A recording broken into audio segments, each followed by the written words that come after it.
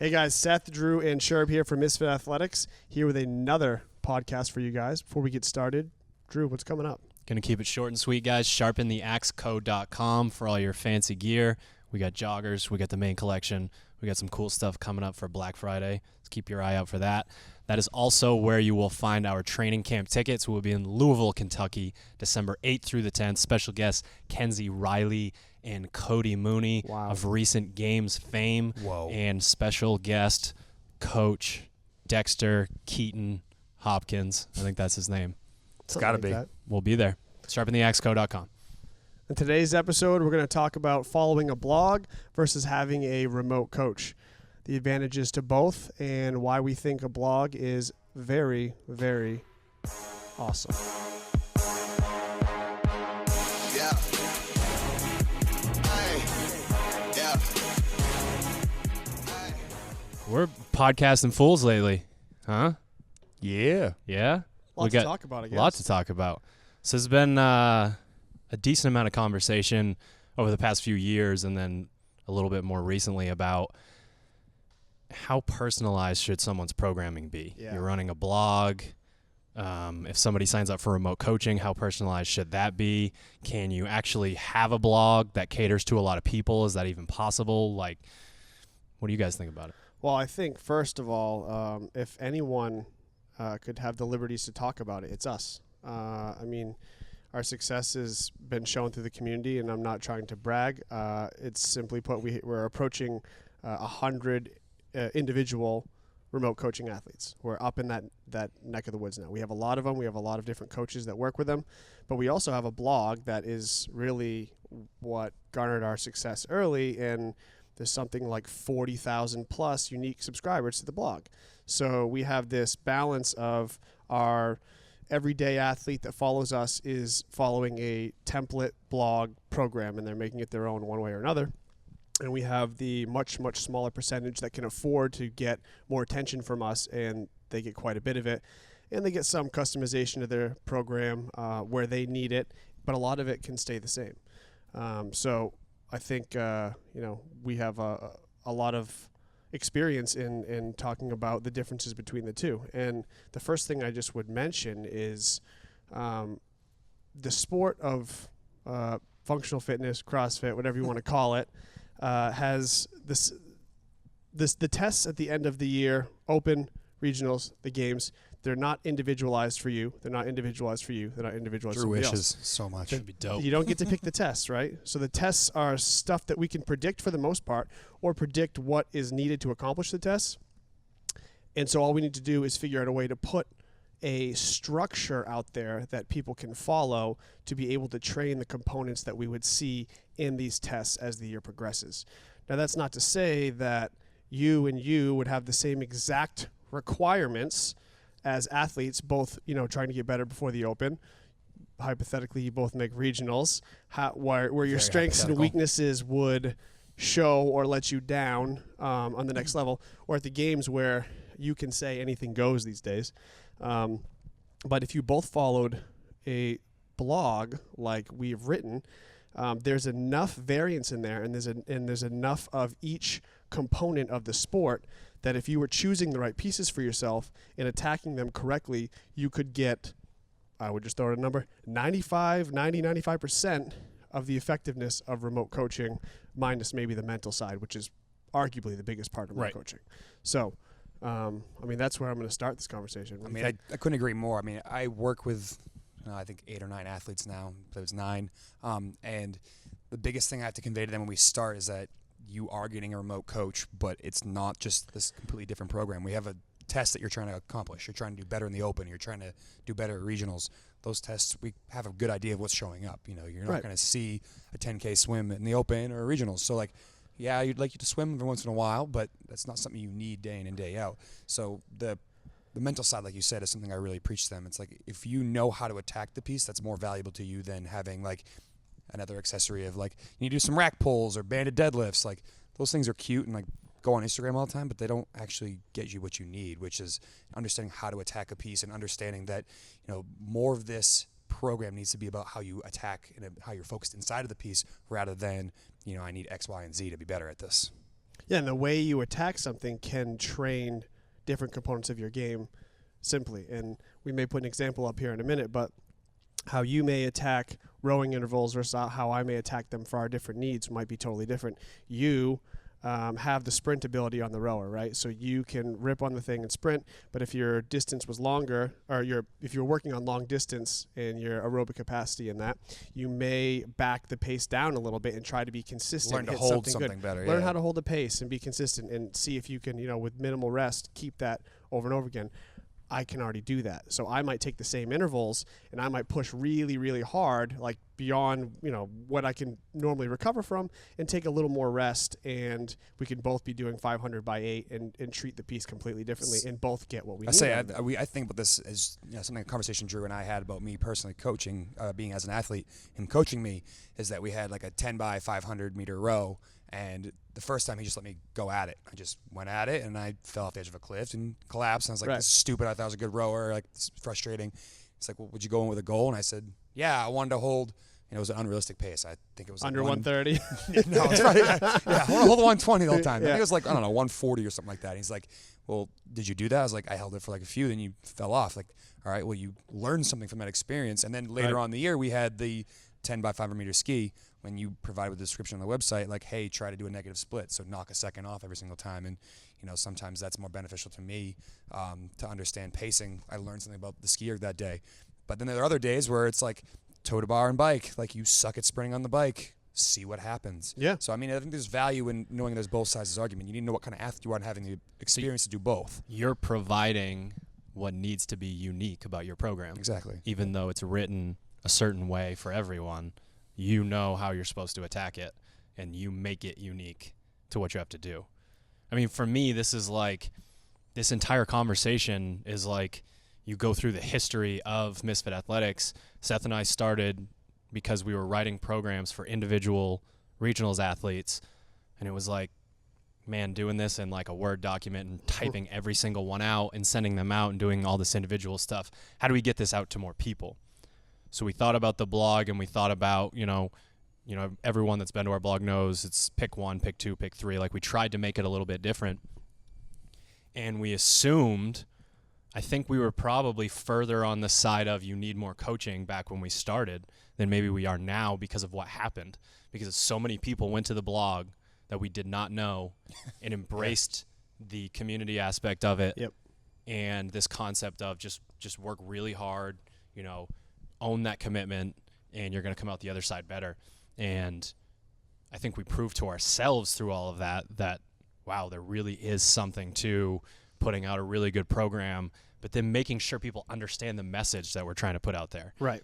And for me, it's like, I think I am allowed to talk about this a little bit more than other people because mentally I want it to be more scientific. That's easier for me. That's how my brain works. Mm-hmm. So the fact that I can take the concept of the scientific approach, if I was to write a program for somebody that wasn't based on Misfit Athletics, it would have this like Tuesday is triplet 12-minute, like I would have to structure it like that. Right. And I'd probably be able to move it around after and, but that creativity that's within the blog now would not necessarily be there.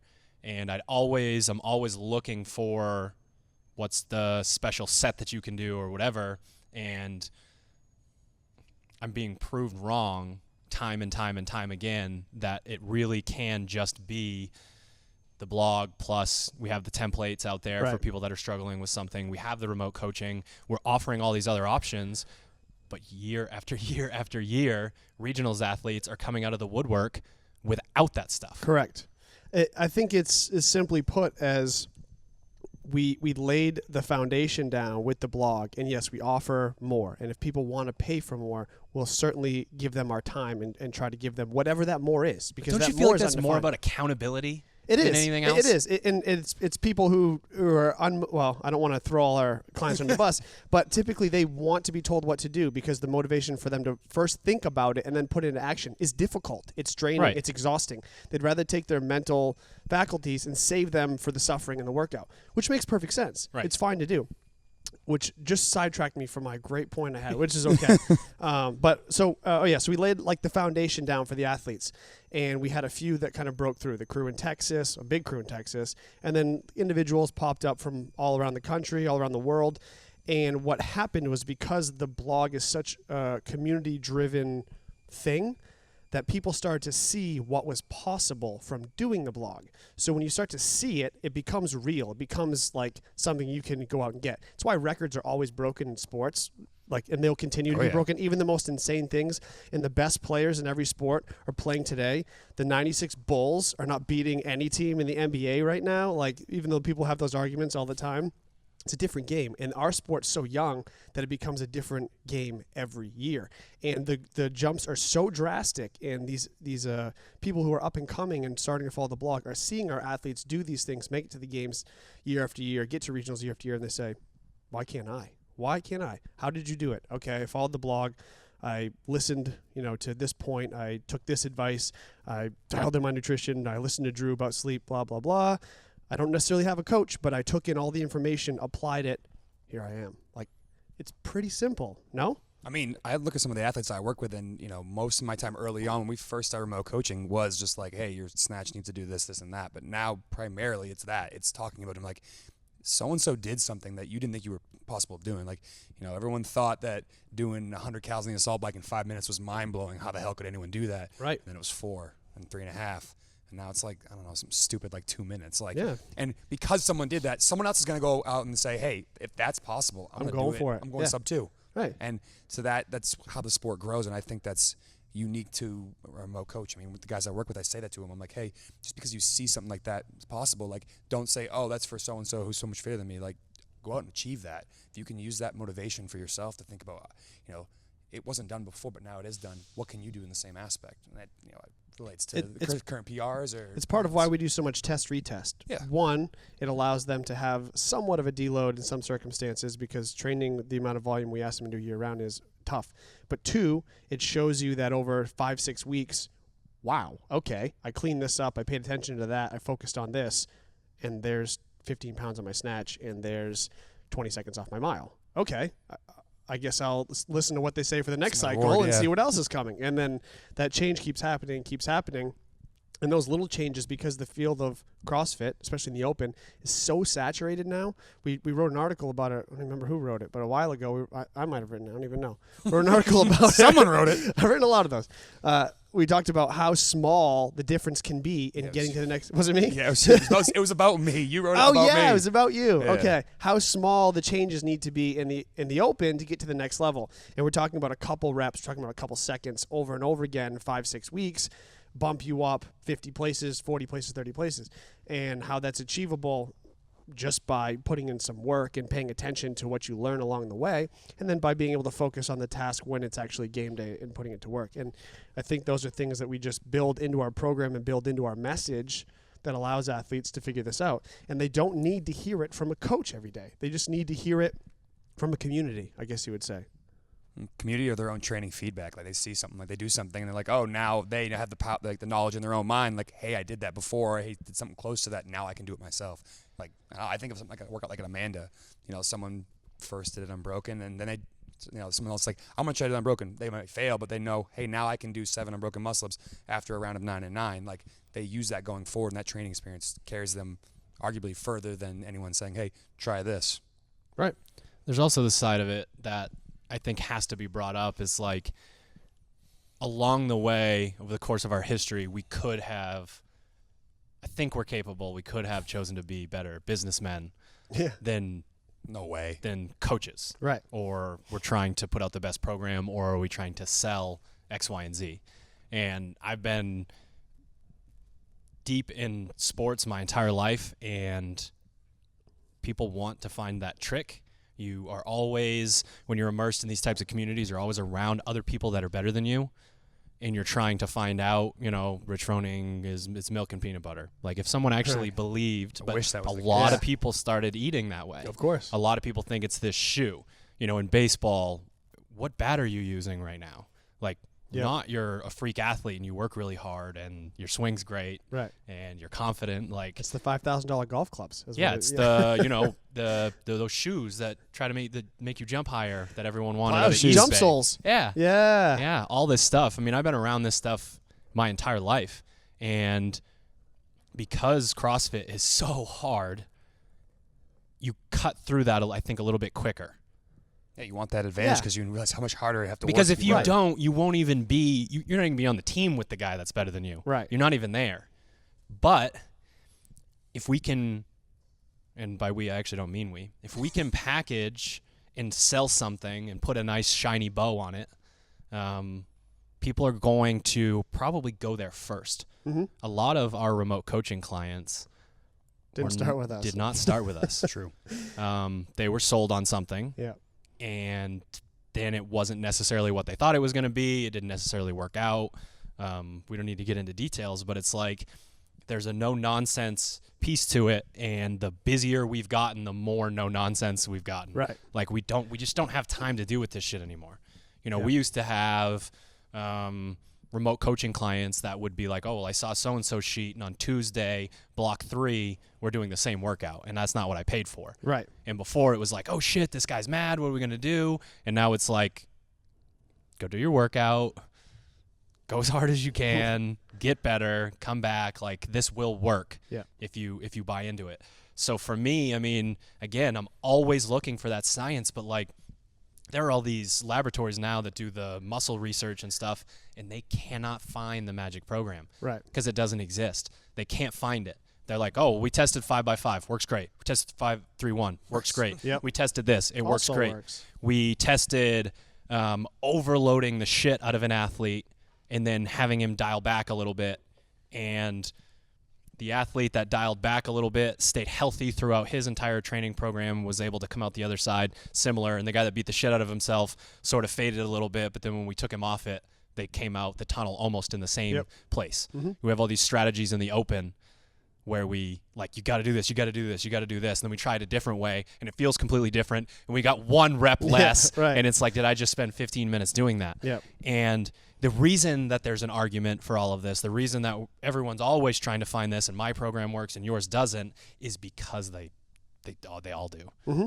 If there was one, if it was just like, if every dude walked out with the purple t-shirt on and they were all fighting with each other for first place all the time, then we wouldn't have to have this conversation. I would even argue that the athletes who truly believe that they need everything to be individualized for themselves are so insecure that they cannot get over a lot of the humps they're going to face in the gym. I truly believe that those that cannot commit to something that is more generic, more simplified, and not very, very ultra specific to them are nervous. They're unhappy where they are. They're Seeking unsure of approval of themselves. somebody else. They want all the attention from somebody to Yeah. make sure everything is exactly the way they think that it should be, and they agree with their, like, I've had conversations with athletes where we go, and I love all my athletes, but I'm very frank with them, blunt with them. We go back and forth about something, and I say, do you want me to write it the way you want to see it, or do you want me to write it the way I think it's going to work? Because I'll do it either way. Like, at a certain point, I'm done arguing, and they'll be like, you're right. Well, I don't know why I just went down that road with you. Write it up. I'll do it. Thank you. They want to be the pioneer of this, Right. this original pathway that no one else has ever figured out. And they may have had an experience along the way where they thought, like, doing it like this will be better. Well, you may have had better results doing it like this, but we're training. I want you to do it like this, and I want you to push in the way that you're uncomfortable, because that's where you get better. Yeah, it goes And- back to the ego too, right? I mean, does right. it not? So, but I kind of got off. It does, and I kind of got off course. Point being, again, circling all the way back around, that athlete could do the same workout that you did, and you guys could just have two different focuses on, two different ways of approaching, and things would be different. My remote clients get a lot of the stuff that the people on the blog get, but they get a lot of things where I'll just explain to them, take rest here. Just take your rest here. It's a transition. There's no rest built in. Be slow on this transition. Hold on to your barbell the whole way. Push your run. I don't care how it affects your muscle ups. Do this, do that. It's the same workout. I'm just making them think about things a little differently. And if everyone could think about things objectively, each piece is not just written in stone, black and white. They could think about it as being a gray piece. How do I take this and interpret it best for my training? Coaches might be out of business. I mean, it goes back to what you were always saying to us when we had a bunch of guys here training for regionals that you can't win training. Like, you have a chance to learn from this, and winning the workout shouldn't be your objective day in and day out. And I think that's something that gets lost amongst the community, because it's fun to talk shit. It's fun to be, you know, you suck at that. Why couldn't do more muscle ups in a row? Like, it's fun to do. Right. But at the same time, you lose something there. And if you go back to what you just said, like, if you understand that you can glean something from running really, really hard and then running so hard that you're forced to break something up, you've learned something about that piece that's going to help you later on in your training, rather than, you know, I gamed the run so I could do 20 unbroken muscle ups to finish the workout and beat so and so. Did you really do what you need to do in that piece? Which is, again, why they have a coach to kind of talk to, you know, over that with. But at the end of the day, you still have to do the work. Right. You have to get in the gym and do the work. You know who else you can bounce ideas off of? Training partners. They're great. Wait, you can't have training partners if you have your own program. Oh, shoot. How did all our guys make it to regionals this year, since they were all doing a lot of the same pieces every single day? I don't know. Luck, I guess. I mean, luck. I'm not even going to come in anymore. I'm going to be out in the woods. Program? I'm going to be out in the woods doing my own. I'm going to be so alone and by myself. 1, 2, 3. I'm going to be jacked, and you guys are going to be pissed that you weren't on this special They did the program. same one, but not working out, just like eat cheese in the woods somewhere. I would gladly say that the crew that trained throughout last season leading to regionals, you, Max, Austin, Cody, Caroline, Jordan. Oh yeah, Jordan. Jesus. Tia. Drew. Drew. Drew works so hard. I'm so proud of him. Minus Drew. Let's go minus Drew for my example's sake. Because realistically, he was not in the group, but he was hanging out. I was here. He was here. He's a guy on the couch. I would say that crew looked out for each other better. Oh, Gabe too. Jesus, I didn't even say Gabe. Gabe was full-time training. Yeah. That crew looked out for each other and coached each other up as a group of training partners better than if Drew and I stood over their shoulders every single day and tried to correct things. The funny thing you just mentioned there, though, and being part of that group, I can experience this, is that they're always sometimes the athletes are like, why are the coaches not down here watching us? And it's like, they would provide the exact same feedback that I'm giving you right now. Oh, yeah. But, you know, so-and-so's upstairs doing something, so it's not the same thing, but you're right. We try to do the same thing, and I think that helped out. And after a while, people started to realize that, like, oh, wait, if I just listened to this person, they're telling me good advice. So what would have happened if Drew and I took each of you guys, and I said, I'm taking these 3, he's taking these 3, and we wrote you 6 or 7 individual programs. You could all work out at the same time down here, but everyone was doing something different. What would have happened to the vibe of the atmosphere here? I don't think it'd be very fun to work out. I mean, that's a huge part of that. I don't think anyone would want to be here because they'd be like, oh, so-and-so doing over there. I'll try that later. And, like, instead of actually... Yeah, they think I'm not going to do it. I'm fucking doing that. Instead of actually, like, getting to work and, you know, focusing what they need to focus on, which is basically put your head down and get to work, they're thinking there's a secret over there. Like, oh, someone's, you know, rack supports are the secret, or someone's handstand hold and tempo work is the secret. Like, and I think just it would have killed the atmosphere of training. And I think that, you know, one thing we talk about with, you know, athletes is that training needs to be fun. And if you're taking all the fun out of it, and you can't compete and you can't find a way to help each other, you're not going to enjoy it. So why would you want to keep doing it? Personally. I think the point there has been made. Yeah. Yeah. I mean, I feel like the last thing that I'm going to bring up, and this is just my cynical side, and this is not pointing fingers at any one person or group, but to paint a broad stroke and say that having a coach is better than being a part of a community or a blog or whatever you want to call it, is ridiculous, because how many people out there call themselves coaches these days? Yo, DM me for the best results. Right. Of your life. I do individualized programming. he does individualized Sold programming. you. DMing you later. I've been to regionals once, so now I do individualized programming for athletes. It's great. Miss my boat. I'm sure everybody has something to give as far as You can feedback put the goes. airplane pistol photo on the front of the sales pitch. We could really turn yours into nothing, essentially. Sick.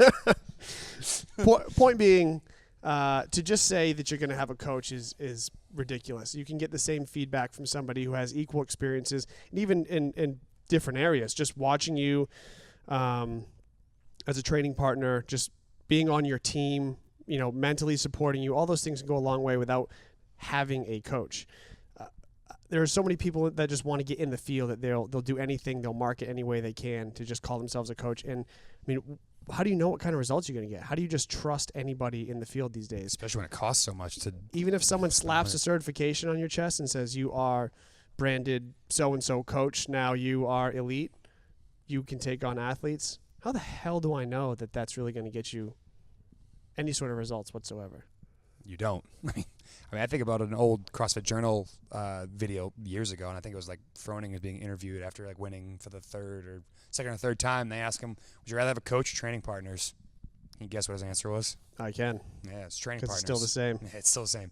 I mean, he didn't have anyone special helping him. He was just smart about how he trained. He picked people he liked being around. He made training fun. He found a way to make it exciting, and was very successful doing so. So I couldn't agree more. Like, you don't know what you're going to get when you pay so-and-so or a group or a person to help you out. Like, you should go based on, honestly, what has results. And Track record, right? Track record, exactly. Yeah. You see someone having success, then you go ask about it. You don't just fork over the cash and hope that it's going to turn you into a games athlete. You find a way to be part of a community, be part of other people who are successful, and ask them, hey, what's working for you? All right, cool. Oh, you just do this or you just do that. That sounds easy enough, and then be willing to actually do the work. And even if they don't have a million certifications and they don't have this fancy degree and they don't have all this other stuff, if I was looking for a coach for myself, I would look for the coach who was most passionate, period. I don't care what they really know. If they're willing to listen to me and take the time to understand what I'm trying to achieve, any feedback they give me that is trying to help me get my goal, get whatever it might be, because it's not CrossFit related, obviously, but whatever my goal is, I'm going to take that over somebody with a fancy certification. I'm going to take that with somebody who's coached 10 people to the CrossFit Games now, and they're,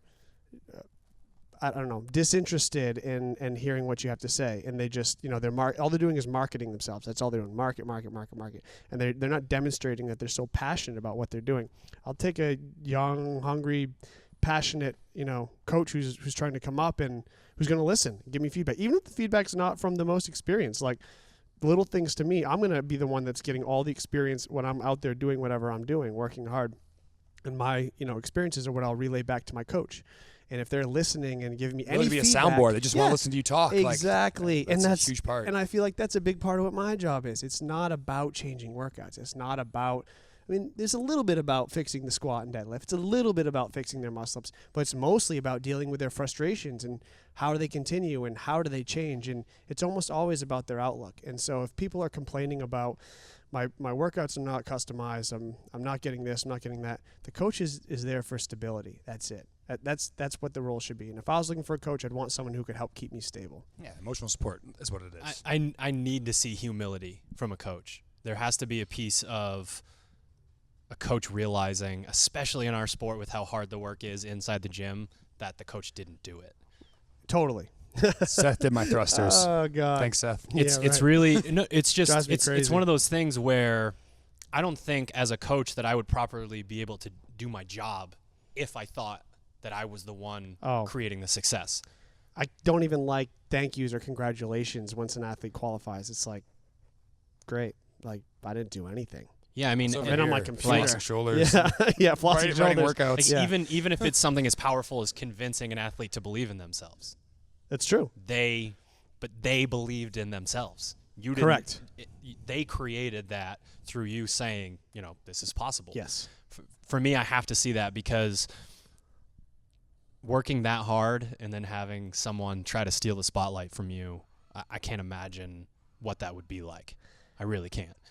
And from our perspective, like from someone we could have easily tried to steal spotlight tons of times, but it would make me, I know what that looks like when someone's trying to do it to an athlete too. And it makes me like furious and disgusted to look at. And it happens a lot in our community, and people try to make their living off, listing out the athletes that they've had qualify for this, that, and the other.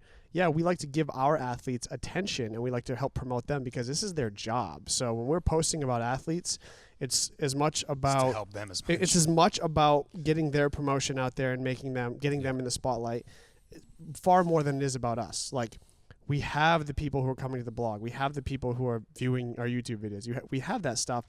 our athletes are representatives of our company, but they also are individuals who put the work in every day, who have changed. Some changed tremendously, like different people now since working with us, and not because of us, but because they've seen and experienced things that took them out of their element, and they embraced it. And you could just as easily not embrace it and just be bounced right out of here.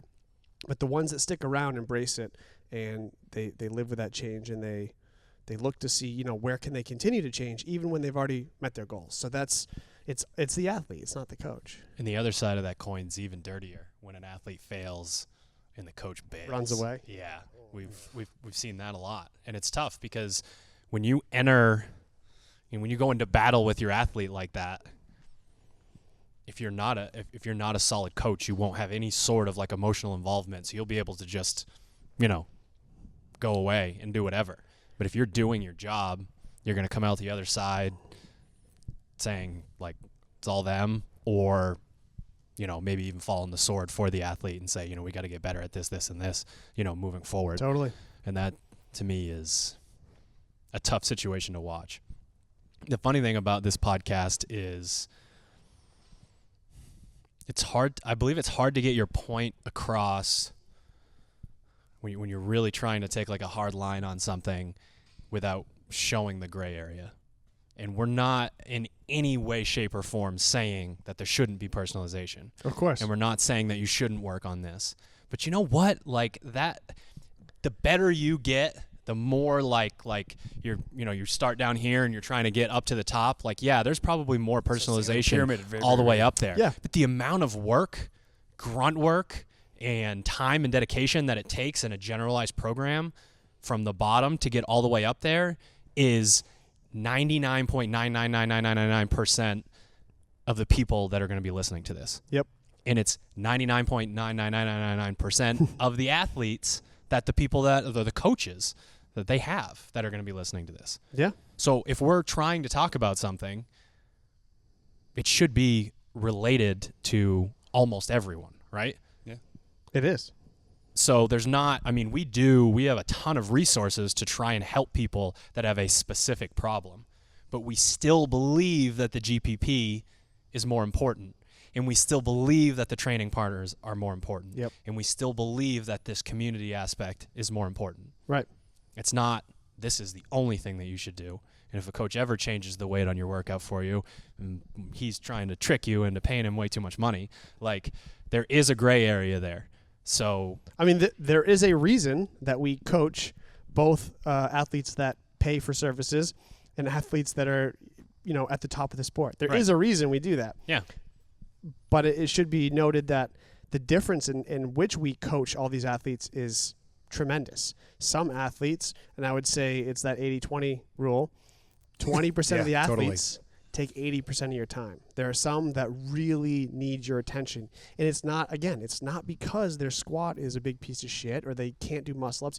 It's because they had a bad day. And they had a bad day in the gym because they had a bad day before they got in the gym.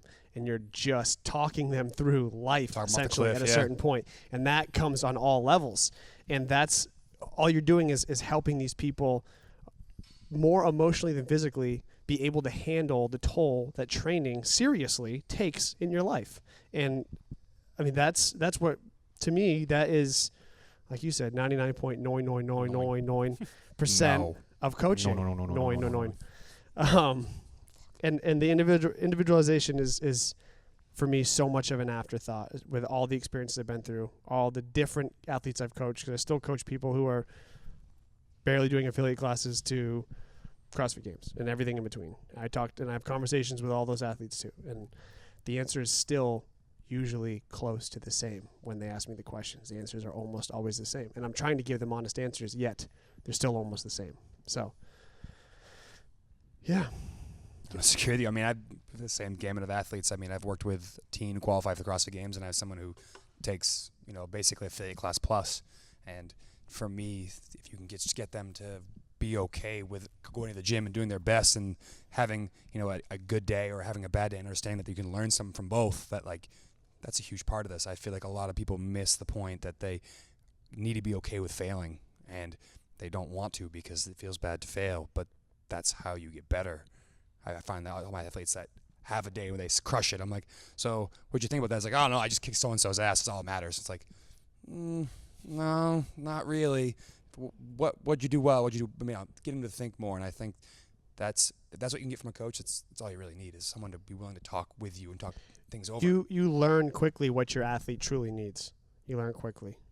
Yeah, I mean, you have athletes that respond really positively to criticism and want to get better because they understand that, like, hey, failure is part of the process. And athletes are just like, if you tell me something bad, I'm gonna blow up. I'm gonna go crazy.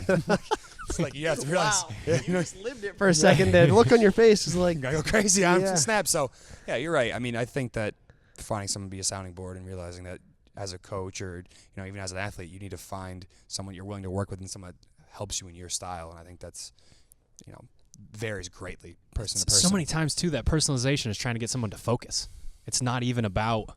It's like, well, I'm going to change this for you or tell you to hold this pace or tell you to do that so you can stay in the game the whole time and not just wonder to yourself, why the hell am I doing this? Everyone else is doing this, whatever. It's not that you wouldn't get something from it if you would just shut up and focus. It's that you can't because there's all this other external stuff going on. So for me, a lot of the times the personalization is not personalization for you suck at this, you need to do this, or this weight's not appropriate. It's I'm going to change it. And I'm going to tell you why I changed it and hope that allows you to stay mentally involved for the entire time. It's why a lot of people like, some of the endurance programs out there because it literally says, hold this. Yep. And, a lot of people know that like when you're on a rower or on a bike and you have that goal wattage and you just lock into that, when you add that to the running and you've got your fancy watch on, that's another piece. Does that mean that program itself is better? Probably not. What it means is someone was smart enough to convince you to focus. I mean, a lot of my athletes don't even look at what comes up on the blog. They look at their sheet. They don't know if the piece is the same in their sheet or on the blog. They have no idea. But I write them a long note, which is 3 times longer than the workout written out, about what they're going to do. Customization, period. Don't disagree with this, but I do the same thing. Yeah. Give them something to focus about and have that be the. I don't give them anything. I say Misfit Athletics. Do you send the link every single time? MisfitAthletics.com for all of your programming needs. I think that's going to work for most people. Anyway. JK, but not really. Descriptions in any paid tier, right? Yep. So definitely a useful thing that we added in the last year and a half or so. Use them to your advantage. Don't sell me. So you get a little taste of what we're talking about here with any sort of customization. But everything is doable on the blog. Drew kind of brushed right over the fact that we have the pick 1, pick 2, sometimes pick 3 on the blog. We give you mandatory work that is relevant to what's happening that time of year, trying to build you to the open through the season. And then we give you 3 options or 2 options that couldn't be any more different from each other. And you get to plug in what best suits what your needs are. So it's still a blog, still a big template. It's how you use it. It's how you apply it. And that's got to be the take home. If it's an athlete listening to this versus a coach, it's what the athlete puts into it. It's true. That's what you're going to get out of it. It's true. Guess I've said enough. Yes, you have. We've said it all. Said it all. Thanks for watching. All right, guys, that's it. Hope you enjoyed the podcast. Remember, for all of our events and apparel, go to sharpentheaxeco.com. And remember to like, subscribe, follow, all that good stuff. See you next time.